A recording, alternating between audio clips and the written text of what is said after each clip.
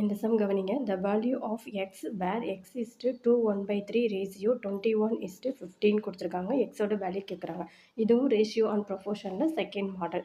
சரியா, நம்ம இப்போ கொடுத்துருந்தோமா ரேஷியோவில் கொடுத்துட்டாலே நம்ம என்ன பண்ணணும், ஃபஸ்ட் டேர்மே லாஸ்ட் டேர்மையும் கம்பேர் பண்ணணும், அது மிடில் டேர்ம் ரெண்டையும் கம்பேர் பண்ணணும். இப்போ ஃபஸ்ட் டேர்மையும் லாஸ்ட் டேர்மையும் கம்பேர் பண்ண என்ன கிடைக்கும், 50xன்னு கிடைக்குமா.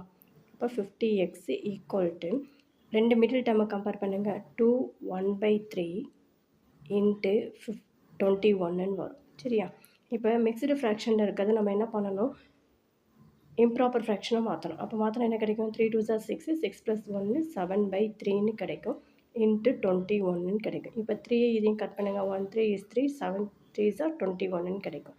அப்போ 50x ஈக்குவல் டு 7 × 7 49. சரியா, நம்மளுக்கு எக்ஸோட வேல்யூ தானே தேவை. அப்போ x is equal to 49/50.